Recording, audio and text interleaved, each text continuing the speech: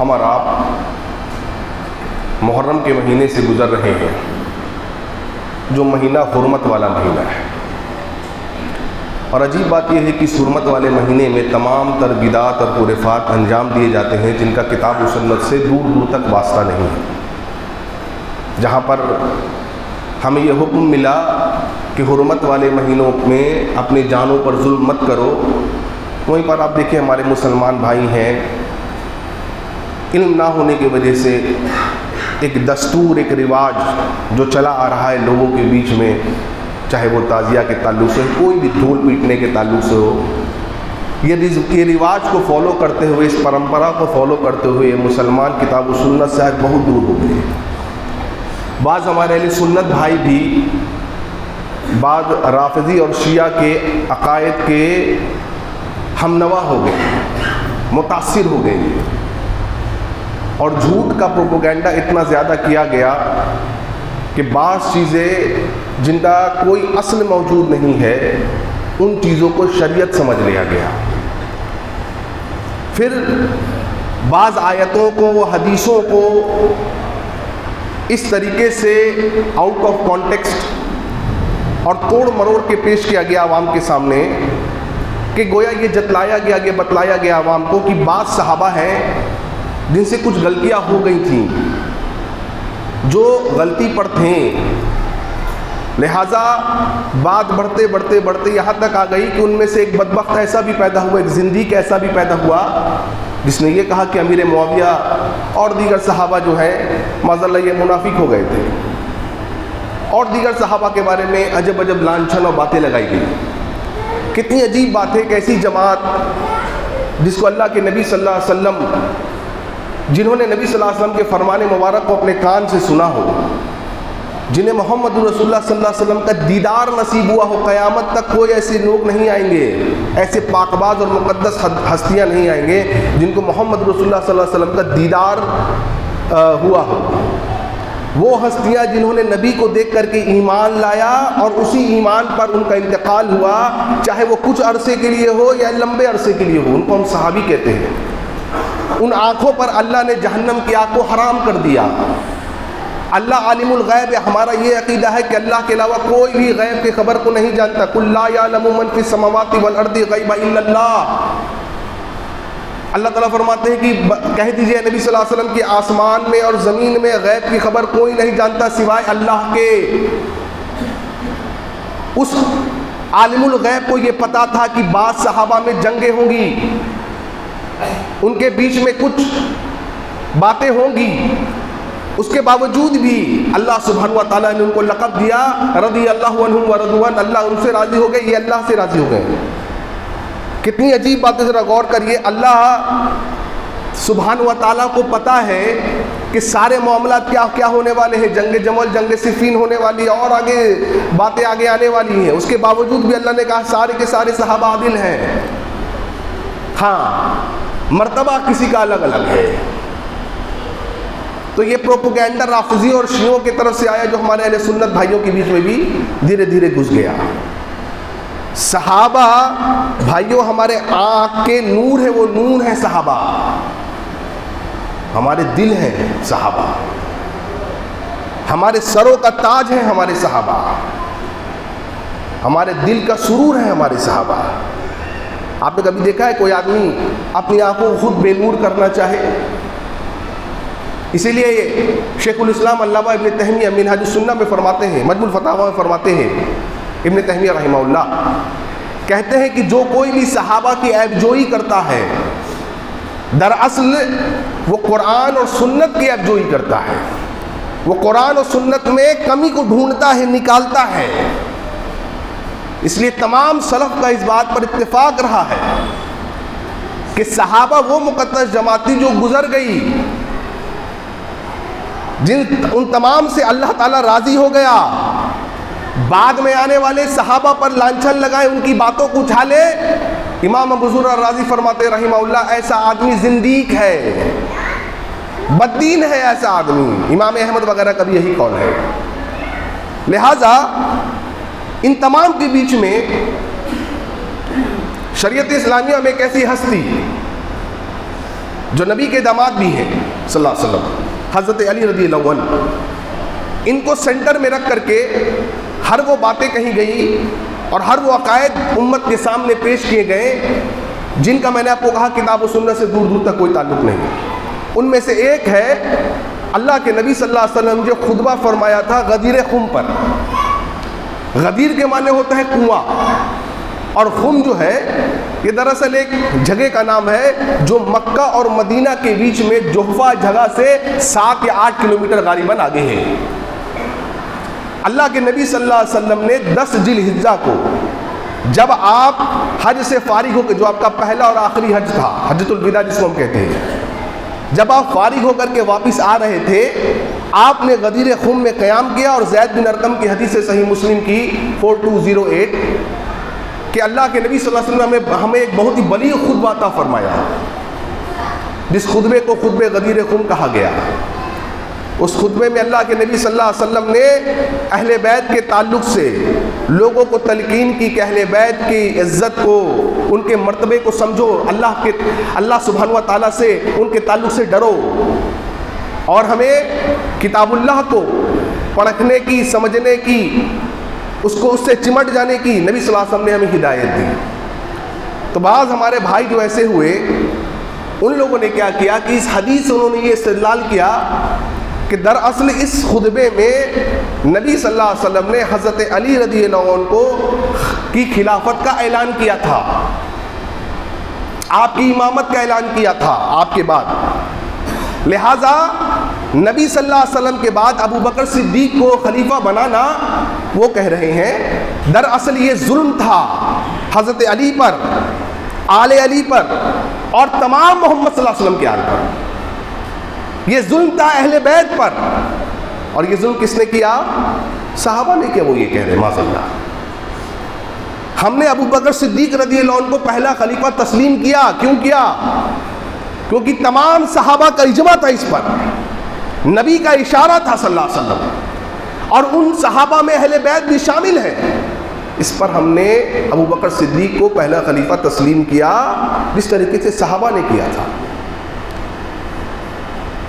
آپ صحیح مسلم کھول لیے، اور اس کو لے کر کے کئی سارے پروپیگنڈے کیے گئے، اس حدیث کو لے کر کے کہا گیا علی خلیفہ ہے، معاذ اللہ، پہلے خلیفہ، چوتھے خلیفہ تو ہے، نمبر ان کا آنا تھا بعد میں، انہوں نے کہا پہلے خلیفہ ہیں، لہٰذا 352 ہجری میں سب سے پہلے ان لوگوں نے 18 ذی الحجہ کو عید غدیر خم منایا۔ اب اسلام میں ہمارے پاس 2 ہی عید ہیں، عیدین، عید الفطر اور عید الاضحیٰ، لیکن عید غدیر کس نے منایا؟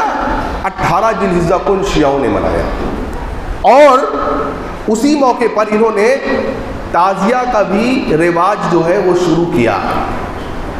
تو یہ تعزیہ کا جو آپ رواج دیکھ رہے ہیں، یہ تعزیہ نکالنا، یہ ڈھول پیٹنا، یہ تو اہل سنت میں تھا ہی نہیں، یہ کسی صحابہ نے نہیں کیا، کسی تابعین نے نہیں کیا ہے، تابعین نے نہیں کیا ہے، بلکہ یہ شیعوں کی ایجاد 352 ہجری میں انہوں نے تعزیہ نکالنا شروع کیا۔ اور آج کل تو آپ دیکھیے کس نئے قسم کے تعزیہ آ رہے ہیں، بعض تو تعزیوں کے آگے بعض دوسرے مذاہب کے دیوی کے مورتیاں بھی سامنے رکھی جا رہی ہیں، یہ تک ہو چکا ہے۔ آپ سوچئے اور ذرا سمجھئے کہ نبی کریم صلی اللہ علیہ وسلم کا نہ یہ فرمان، نہ صحابہ کا یہ عمل۔ صحیح مسلم کی حدیث زید بن ارقم کہتے ہیں رضی اللہ، کہا الا ایھا الناس، اے لوگو، فانما انا بشر، میں ایک انسان ہوں۔ دیکھیے خود محمد رسول اللہ کی زبان مبارک سے آپ کہہ رہے ہیں میں انسان ہوں۔ ہمارے بعض بھائی یہ کہہ رہے ہیں کہ نبی صلی اللہ علیہ وسلم انسان نہیں ہے، نبی صلی اللہ معاذ اللہ ثم معاذ اللہ نور من نور اللہ ہے۔ دیکھیے عقیدہ دیکھیے، قرآن کہہ رہا ہے سورہ کہف اور دیگر آیتیں آپ پڑھیں گے، اللہ تعالیٰ فرماتے ہیں کہ اللہ کے نبی انسان تھے، لیکن بعض بھائیوں نے کہا کہ نہیں وہ نور تھے، اور آگے چلتے چلے گئے۔ اور آپ نے کیا فرمایا؟ یوسیکم ان یاتیا رسول ربی، مجھے عنقریب ایسا محسوس ہوتا ہے کہ اللہ کی طرف سے قاصد آئے گا، فاجیب، اور اس پر میں لبیک کہوں گا۔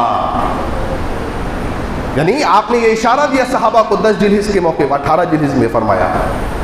18 जिलहिज्जा को 10 हिजरी में।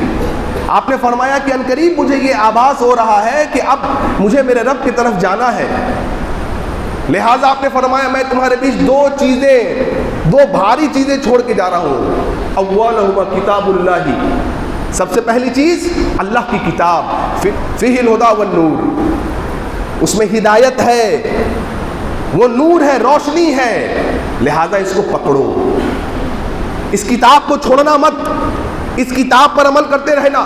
ज़ैद बिन अरकम कहते हैं नबी करीम सल्लल्लाहु अलैहि वसल्लम ने हमें किताबुल्लाह की इतनी रग़बत दिलाई, काफ़ी ज़्यादा रग़बत दिलाई कि किताबुल्लाह को पकड़े रहना, अपनी ज़िंदगी के तमाम तर उमूर में किताबुल्लाह को पकड़े रहना। थुम्मा क़ाल, फिर आपने फरमाया अल्लाहु अकबर, अल्लाहु अकबर, मेरे अहले बैत, मेरे अहले बैत, लोगों मैं तुम्हें अपने अहले बैत के ताल्लुक़ से अल्लाह से डराता हूँ। 3 बार आपने फरमाया इस जुमले को कि लोगों मैं तुम्हें अपने अहले बैत के ताल्लुक़ से अल्लाह से डराता हूँ, मेरे अहले बैत का ख्याल रखना।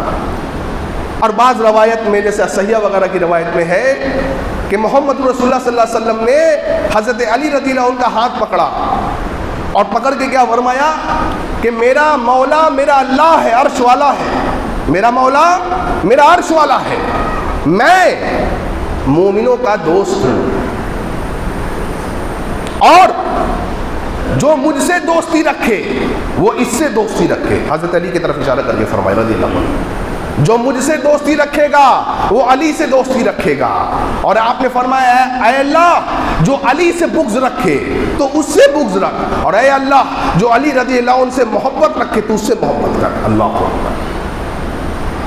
ये खुतबा आपने फरमाया गदीर खून के मौके पर, जो सही मुस्लिम की हदीस 6225 और हदीस नंबर 4208 में ये खुतबा आपको मिल जाएगा। खुतबा गदीर खून, ज़ैद बिन अरकम इस हदीस के रावी। इससे बाद भाइयों ने इस्तेदलाल किया कि देखो अल्लाह के नबी सल्लल्लाहु अलैहि वसल्लम ने अली रज़ियल्लाहु अन्हु के खिलाफत का ऐलान कर दिया था। अजीब बात है, इस हदीस में खिलाफत का लफ्ज़ है ही नहीं, इमामत का लफ्ज़ है ही नहीं। ये खुतबा आपने क्यों फरमाया? इस खुतबे का पस मंज़र क्या है, बैकग्राउंड क्या है? दरअसल हुआ यूँ 10 हिजरी में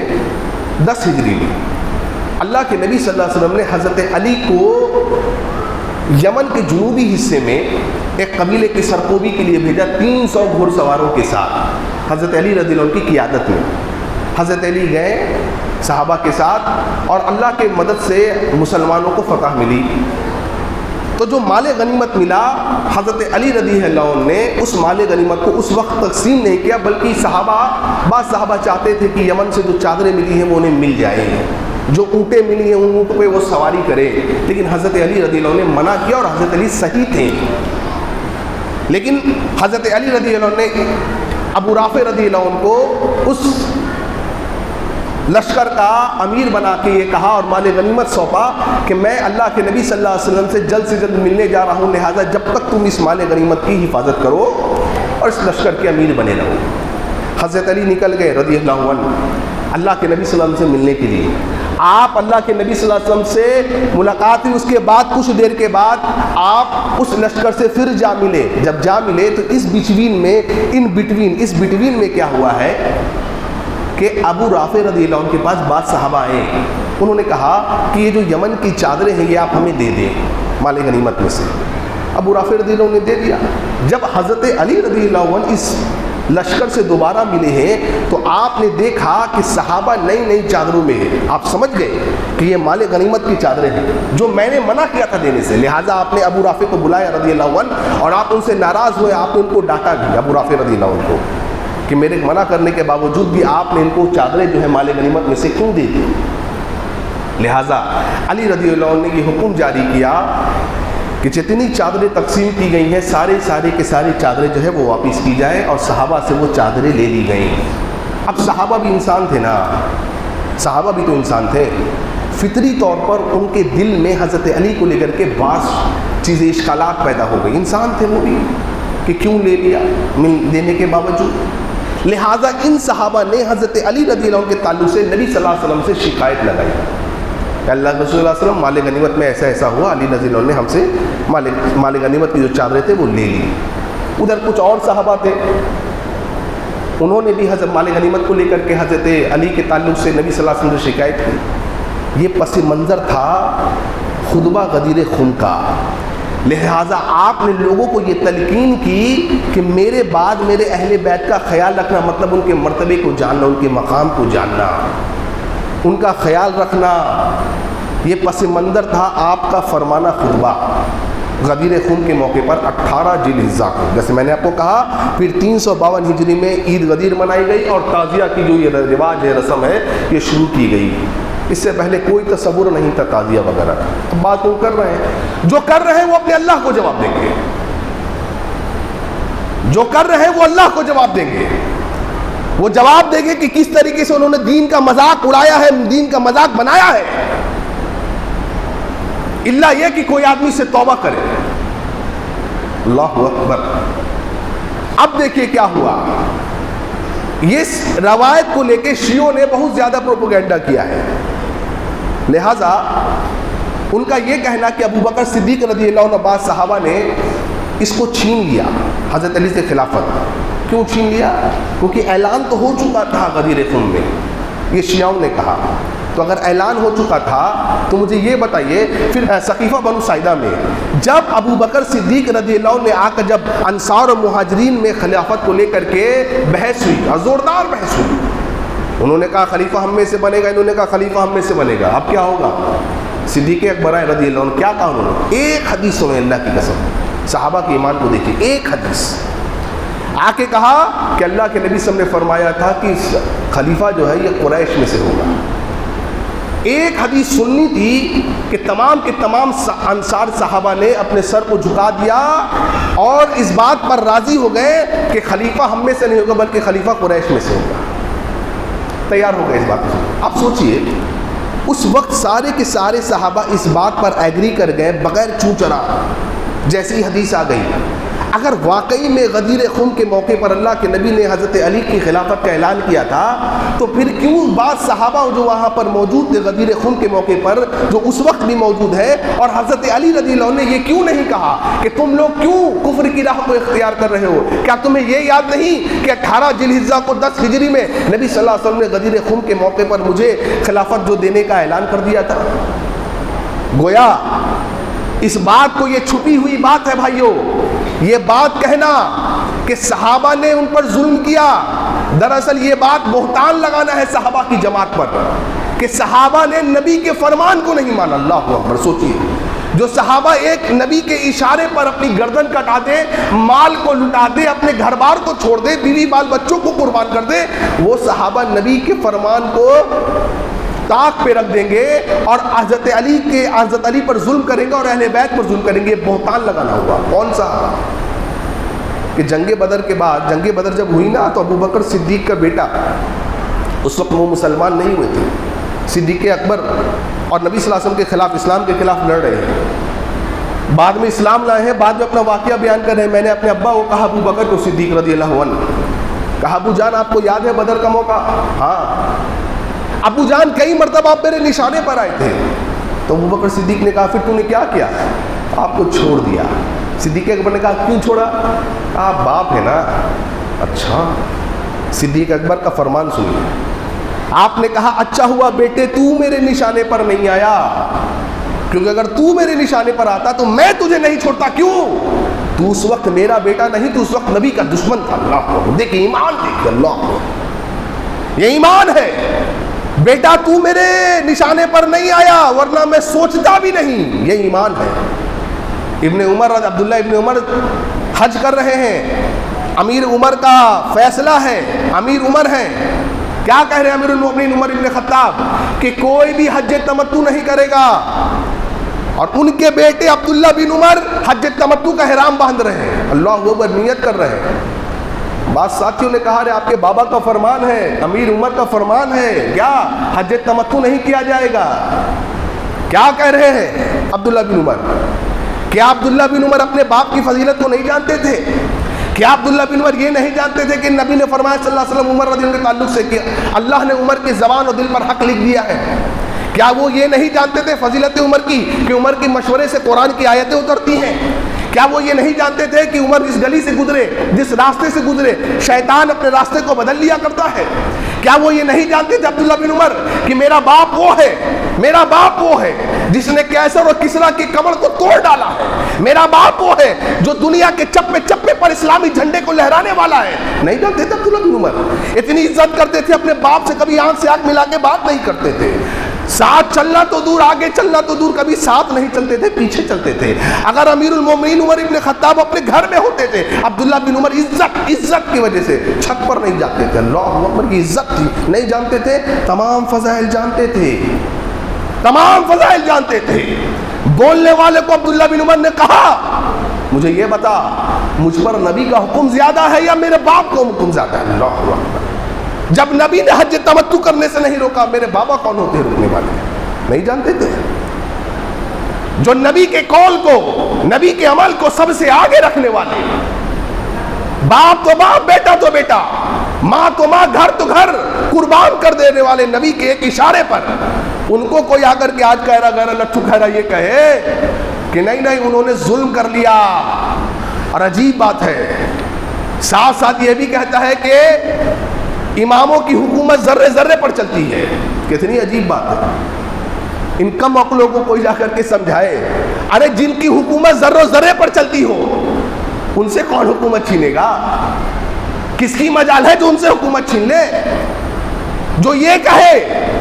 اور ہمارے بھائی لوگ کیا کرے پتا، ہمارے اہل سنت بھائی جن کو علم نہیں ہے، میں نے کہا نا جو پرمپرا فالو کر رہے ہیں، وہ کہہ رہے بھائی شیعہ سنی بھائی بھائی، اچھا آپ کی والدہ کو کوئی گالی دے اور گندی گندی گالی دے بلا کسی بات کی، اور 2 گھنٹے بعد آپ اس کے ساتھ بیٹھ کے چائے پیے، میں آپ کے بارے میں کیا سوچوں گا؟ آپ بے غیرت آدمی ہے کہ نہیں؟ بولیے۔ مومنوں کی ماں کو کوئی گالی دے، مومنوں کی ماں کے تعلق سے کوئی یہ کہے کہ اگر ہم حرمین شریفین پہ قبضہ پالیں تو عائشہ کی قبر کو کھاریں گے رضی اللہ عنہ، ان کو سوری پر لٹکائیں گے اور ان کو وہ زانیہ ہے معاذ اللہ ثم معاذ اللہ، اور ان پر حد جاری کریں گے۔ جس کا عقیدہ یہ ہو، جو یہ کہے، آپ کہیں وہ میرا بھائی ہے، آپ اس کے ساتھ اٹھنا بیٹھنا گوارا کریں، لیکن اپنی ماں کے ساتھ آپ گوارا نہیں کرتے۔ آپ ان کے سسٹم کو آپ فالو کریں گے۔ جو یہ کہیں کہ ابو بکر اور عمر کے قبر کو پھاڑ کے ہم سولی پہ لٹکائیں گے خانہ کعبہ کے سامنے اور ان پر حد جاری کریں گے، آپ ان کی نکالی کر کے یہ ڈھول تماشے پیٹے تو پیٹتے رہیے، قیامت کے دن تو اللہ کو جواب دینا ہے تو پیٹتے رہیے۔ یہ ان کی نکالی، ان کے طور طریقے ہمارے گھروں میں آ گئے، ہمارے اہل سنت کے لوگوں میں آ گئے، اور کیا کیا نئے نئے نعرے لگائے گئے کہ اسلام زندہ ہوا کربلا کے بعد۔ اچھا اس سے پہلے اسلام کیا تھا؟ مر چکا تھا کیا معاذ اللہ؟ اور آپ نے زندہ کر کے کیا کیا؟ آپ نے اپنے اندر جوش جگا کے کیا کیا؟ جس کی زندگی میں نماز نہیں ہو اس نے اپنی زندگی میں جوش جگا کے کیا کیا؟ کیا کہ نئے نئے بات، الفاظ اور نئے نئے ڈائلوگز نکالے گئے ہیں ان کی نقالی میں۔ پنجتن پاک ہمارے گھروں میں لگایا گیا۔ کون ہے پنجتن پاک؟ نہیں یہ محمد ہے، علی ہے، حسن ہے، حسین ہے اور فاطمہ ہے۔ اچھا باقی کہاں گئے؟ یہی پاک ہے، باقی سب ناپاک ہو گئے معاذ اللہ۔ یہ تو سگنل ہے ہمارے اہل سنت کے گھروں میں لگا ہوا ہے یہ۔ اللہ اکبر، کیا ہو گیا اس قوم کو؟ کیا ہو گیا ہمیں؟ اب مجھے بتائیے، جب وہاں پر ابو بکر کی ایک بات پر پورے کے پورے صحابہ نے تسلیم کیا اس بات کو، کون مائی کا لال ہے جو آ کے یہ پیدا ہو تو یہ کہے کہ صحابہ نبی کے قول آ جانے کے بعد نبی کے خلاف ورزی کریں، اور اللہ کی قسم دوسرے صحابی خاموش رہے، اور دوسرے نہیں صحابہ کی پوری جماعت خاموش رہے۔ کون ہے جو آ کے یہ بات کہے؟ کون ہمارے اہل سنت میں سے؟ آئیے بتائیے ذرا مجھے۔ جی معاملہ ہے، کیوں نہیں کہا حضرت علی نے؟ صحیح بخاری کا حدیث پڑھی، حدیث نمبر 4447، 4447 صحیح بخاری۔ نبی صلی اللہ علیہ وسلم آخری ایام میں ہیں، حضرت علی ان کے پاس ہے رضی اللہ عنہ۔ پھر آپ کچھ دیر بعد نبی صلی اللہ علیہ وسلم کے کمرے سے نکلے، لوگوں کا مجمع لگا ہوا ہے، لوگوں نے پوچھا اے علی رضی اللہ عنہ کیا حال ہے محمد رسول اللہ کا صلی اللہ علیہ وسلم؟ حضرت علی نے کہا الحمدللہ اللہ کے نبی اب خیر سے۔ نبی کے صلی اللہ علیہ وسلم کے چچا عباس تھے رضی اللہ عنہ کھڑے ہوئے، انہوں نے حضرت علی کا ہاتھ پکڑا، کہا علی ان قریب کچھ دنوں میں تم کسی کے ماتحت ہونے والے ہو۔ ایسا کیوں کہتے ہیں آپ؟ عباس کہتے ہیں رضی اللہ عنہ کہ علی بنو عبد المطلب کے چہروں کی کیفیت کو میں جانتا ہوں موت کے قریب، مجھے ایسے آثار دکھ رہے ہیں کہ محمد رسول اللہ صلی اللہ علیہ وسلم اس بیماری سے شفا یاب نہیں ہو پائیں گے اور آپ اللہ کو پیارے ہو جائیں گے، آپ رخصت کر جائیں گے دنیا سے۔ اللہ اکبر! کیا فرمایا آپ حضرت عباس نے رضی اللہ عنہ حضرت علی کو؟ یہ تو اہل بیت میں سے ہے نا بھائی، یہ تو نبی کے آل ہے نا۔ کیا فرمایا؟ کہا علی چلو نبی کے پاس اور ہم نبی سے پوچھیں گے صلی اللہ علیہ وسلم کہ آپ کے بعد خلافت کا مستحق کون ہے؟ اگر ہم ہیں تو الحمدللہ بات واضح ہو جائے گی، سنو غور سے ذرا، اور اگر ہم نہیں ہے کوئی اور ہے تو یہ بھی بات ہم پر واضح ہو جائے گی۔ اللہ اکبر! حضرت علی رضی اللہ عنہ نے حضرت عباس رضی اللہ عنہ کو کہا کہ واللہ میں تو نبی صلی اللہ علیہ وسلم پاس نہیں جاؤں گا اس مسئلے کو پوچھنے کے لیے۔ کیوں؟ کیونکہ اگر نبی نے انکار کر دیا، ہمارے تعلق سے نہ کہا، تو پھر لوگ ہمیں خلافت نہیں دیں گے آگے بھی۔ سمجھ گئے بات کو آپ؟ صحیح بخاری کی حدیث ہے یہ۔ کیا پتہ چلے اس حدیث سے؟ کیا نقطے نکلے اس حدیث سے؟ یہ حدیث غدیر خم کے بعد کا واقعہ ہے۔ ذرا سوچئے، غدیر خم کے موقع پر حضرت عباس رضی اللہ عنہ بھی موجود ہیں۔ جب حضرت عباس موجود ہیں اور غدیر خم کے موقع پر ان کے مطابق نبی صلی اللہ علیہ وسلم نے حضرت علی رضی اللہ عنہ کو کی خلافت کا اعلان کر دیا تھا، تو پھر حضرت عباس اس خطبے میں موجود پھر یہ بات حضرت علی کو کیوں کہہ رہے ہیں؟ چلو دریافت کیا جائے کہ ہمارے نبی کے بعد خلیفہ کون بنے گا، اگر ہم بنیں گے تو ہمیں پتہ چل جائے اور ہمارے علاوہ کوئی اور بنے گا تو وہ بھی پتہ چل جائے۔ سوچنے کی بات ہے، سمجھنے کی بات ہے، ٹھنڈے دماغ سے ذرا سوچو، جب نبی کا اعلان پہلے ہو چکا ہے تو پھر یہ کیوں کہہ رہے ہیں حضرت عباس کہ خلیفہ کون بنے گا؟ ہم میں کا بنے گا یا کوئی اور بنے گا؟ اعلان تو ہو چکا تھا۔ اور اگر حضرت عباس بھول گئے تھے تو پھر علی رضی اللہ عنہ نے یاد کیوں نہیں دلایا؟ سوچو، کیوں نہیں دلایا؟ اور جب حضرت علی رضی اللہ عنہ خلیفہ بنے ہیں، جب ان کا وقت آیا ہے، واللہ کوفے کی مسجد کے صحن میں جا کر کے حضرت علی رضی اللہ عنہ نے لوگوں کو خطاب فرمایا، کیا کہا؟ اے لوگوں، میں تمہیں 18 ذی الحجہ کی، ابن کثیر رحمہ اللہ نے اس کو البدایہ والنہایہ میں نقل کیا ہے، اس کی سند صحیح ہے۔ کہا اے لوگوں، میں تمہیں 18 ذی الحجہ 10 ہجری کی وہ بات یاد دلاتا ہوں جب حضرت خلیفہ بنے، چوتھے خلیفہ، کوفہ کے مسجد کے صحن میں کہہ رہے لوگوں کو، میں یاد دلاتا ہوں تم کو غدیر خم کا اس موقع جب اللہ کے نبی صلی اللہ علیہ وسلم نے میرے ہاتھ کو پکڑا تھا اور کیا کہا تھا؟ میرا مولا اللہ ہے، میں مومنوں کا دوست ہوں، جو میرا دوست ہے وہ علی کا دوست ہے رضی اللہ عنہ، جو علی سے بغض رکھے اللہ اس سے بغض رکھے، جو علی سے دوستی رکھے اللہ اس سے دوستی رکھے۔ بتاؤ، صحابہ نے اس بات کو تسلیم کیا۔ اللہ اکبر! کیوں نہیں اس خطبے میں حضرت علی نے کہا اے لوگوں، کیا تم بھول گئے تھے کہ اللہ کے نبی صلی اللہ علیہ وسلم نے مجھے غدیر خون کے موقع پر میری خلافت کا اعلان کیا تھا؟ یہ جملہ حضرت علی رضی اللہ عنہ نے کہا ہی نہیں اور سارے کے سارے صحابہ نے اس کو تسلیم بھی کیا۔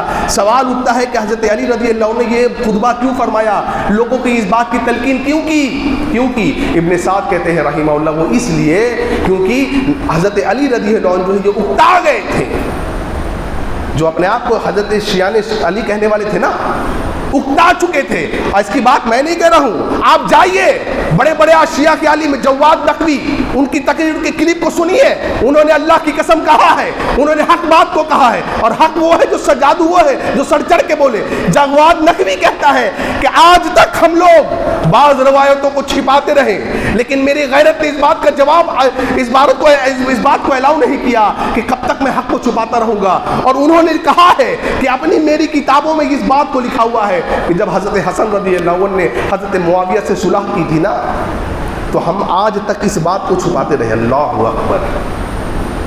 کیا چھپاتے رہے؟ کہ حضرت حسن نے کہا تھا کہ میں جو ہمارے دشمن ہیں، جن کو تم اپنا دشمن کہتے ہو، حضرت معاویہ ان کے ساتھی، اور تم جو ہمیں اپنے ساتھ کہتے ہو، ہمارے جو اپنے آپ کو شیعہ کہتے ہیں، ہمارے ساتھ ہو نا تم۔ حضرت حسن کہتے تھے اللہ کی قسم میں ان کو زیادہ اچھا پاتا ہوں تمہارے بالمقابل۔ اور وہ جواد نقوی کہتا ہے، سنیے جا کر کس کی بات ہے، کہتا آج تک میں اس کو چھپاتا رہا، یہ جملے میں چھپا کر کے آگے نکل جاتا تھا۔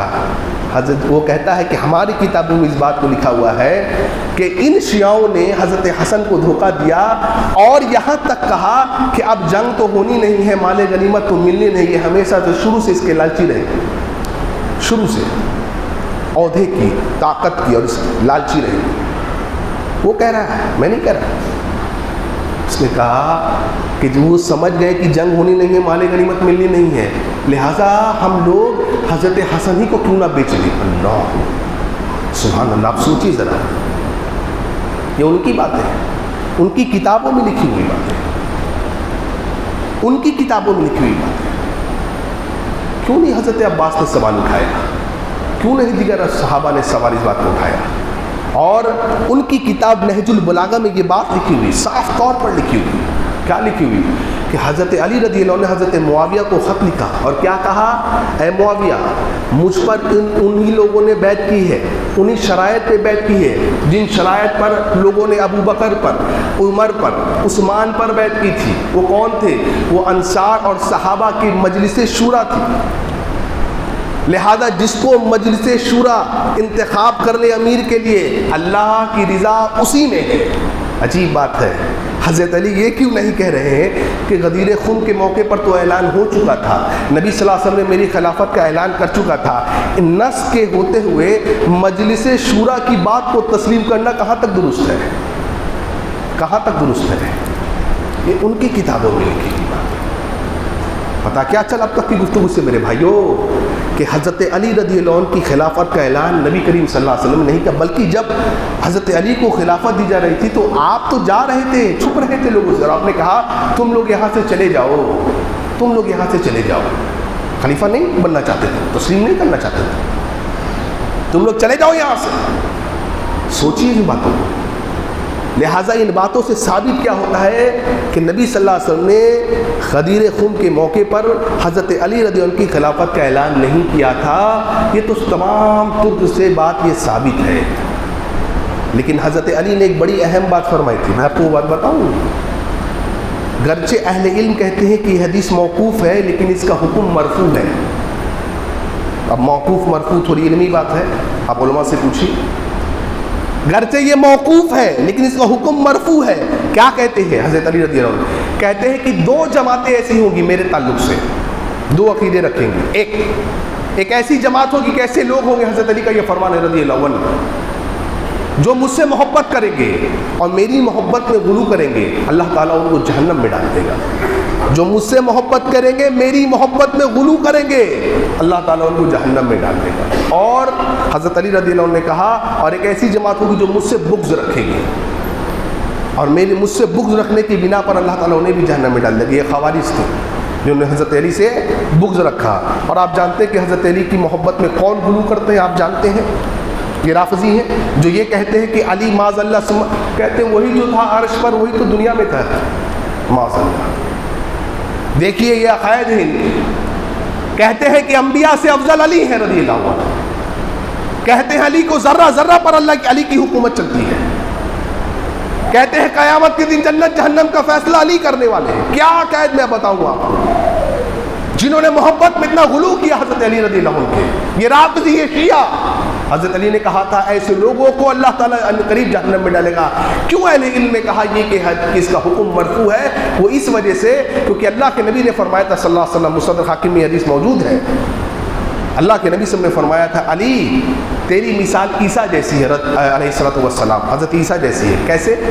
آپ نے فرمایا علی عیسیٰ علیہ السلام کے تعلق سے دو جماعت میں غلو کیا، ایک یہودی جنہوں نے حضرت عیسیٰ علیہ السلام کی والدہ پر بہتان لگایا، حضرت مریم پر، اور ایک عیسائی جنہوں نے حضرت عیسیٰ کی محبت میں اتنا غلو کیا کہ ان کو معاذ اللہ اللہ کا بیٹا یا خود اللہ قرار کر دیا۔ اللہ معاذ اللہ ثم معاذ اللہ، تیری مثال ویسی ہے۔ اس حدیث کی بنا پر اہل علم کہتے ہیں حضرت علی کا وہ قول گرچہ موقوف ہے لیکن حکماً کیا ہے وہ مرفوع ہے۔ رہی بات اہل بیت کی میرے بھائیوں، یہ لوگ کہہ رہے ہیں کہ اہل بیت میں صرف جو ہے نبی کی بیویاں نہیں ہیں۔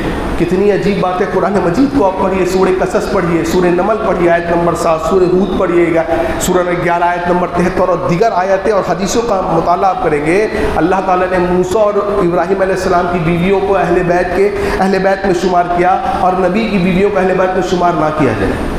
کتنی عقل سے کوری بات ہے یہ، کتنی عقل سے کوری بات ہے۔ اللہ کے نبی صلی اللہ علیہ وسلم کے صحابی زید بن ارقم سے پوچھا گیا، اسی حدیث میں، حدیث غدیر خم میں یہ بات موجود ہے کہ حسین بن سمرہ رحمہ اللہ نے پوچھا اہل بیت میں کیا نبی کی بیویاں نہیں ہیں؟ حضرت زید بن ارقم نے کہا اہل بیت میں نبی کی بیویاں بھی ہیں، لیکن آگے حضرت زید بن ارقم رضی اللہ عنہ نے کہا لیکن نبی صلی اللہ علیہ وسلم کے جانے کے بعد اہل بیت وہ ہے جن پر صدقہ حرام ہے۔ حضرت حسین بن سمرہ رحمہ اللہ نے پوچھا کہ وہ کون لوگ ہیں؟ حضرت زید بن ارقم نے فرمایا وہ علی کی آل ہے، عقیل کی آل ہے، جعفر کی آل ہے، اور کون ہے؟ حضرت عباس کی آل ہے۔ ان سب پر صدقہ حرام ہے۔ لیکن اور دیگر حدیثوں سے ہمیں ملتا ہے اور اہل علم جیسے امام احمد وغیرہ کے قول سے ملتا ہے کہ جن پر صدقہ حرام ہے اس میں نبی کی بیویاں بھی ہیں۔ دلیل کیا ہے؟ امام خلال رحمہ اللہ نے ایک حدیث نقل کی ہے جس میں اما عائشہ نے فرمایا رضی اللہ عنہا کہ ہم نبی کی آل میں سے ہیں، ہم پر صدقہ حرام ہے۔ نبی امی عائشہ کو ایک آدمی نے، کسی نے گائے بھیجی، صدقے کی گائے بھیجی، تو آپ نے واپس کر دیا اور آپ نے کہا ہم نبی کی آل میں سے ہیں، ہم پر صدقہ حرام ہے۔ لہذا پتہ یہ چلا کہ اہل بیت میں نبی کی بیویاں بھی ہیں، اہل بیت میں نبی کی بیویاں بھی ہیں۔ اور آخری بات میرے بھائی، باتیں کیفی اور ہیں، آپ ڈیٹیل میں پڑھ سکتے ہیں۔ صحابہ کی محبت اہل بیت سے کیسی ہے؟ دو مثالیں دیتا ہوں۔ ابو بکر صدیق، بخاری کے حدیث، ابو بکر صدیق باہر نکلے، دیکھا کہ حضرت حسن چھوٹے تھے رضی اللہ عنہ، کھیل رہے تھے۔ ابو بکر صدیق کی محبت دیکھیے، نواسے رسول کو اپنے کندھے پر اٹھایا اور کیا کہا؟ بیٹے میرے ابا تجھ پر قربان ہو۔ حضرت علی وہاں کھڑے ہوئے سائڈ میں، پتہ ہے، کہا بیٹے میرے ابا تجھ پر قربان ہو۔ کہتے ہیں بیٹا تو نبی کے مشابہ لگتا ہے، علی کے مشابہ نہیں لگتا ہے۔ ابو بکر مسکرا رہے ہیں اور حضرت علی بھی مسکرا رہے ہیں، کہہ رہے ہیں ابو بکر لوگو اہل بیت کی تعظیم کرو، اہل بیت کا خیال رکھو۔ ابو بکر کہہ رہے ہیں کہ مجھے اہل بیت کی مجھے اہل بیت کی یہ کرنا، ان کی تعظیم کرنا مجھے زیادہ پسند ہے اپنے گھر والوں کی تعظیم سے۔ یہ ابو بکر صدیق کے اور کئی دیگر قول ہیں۔ حضرت عمر کہتے ہیں رضی اللہ عنہ، کہتے ہیں اے عباس رضی اللہ عنہ، جس دن آپ اسلام لائے تھے، جس دن آپ اسلام لائے تھے، اللہ کی قسم میں بہت خوش تھا۔ کیوں جانتے ہیں؟ کیونکہ آپ کا اسلام لانا نبی کو خوشی دیتا ہے۔ اللہ اکبر، میں زیادہ خوش تھا اس بات کے بالمقابل کہ میرا باپ خطاب اسلام لاتا اگر وہ اسلام لاتے ہیں۔ کیوں؟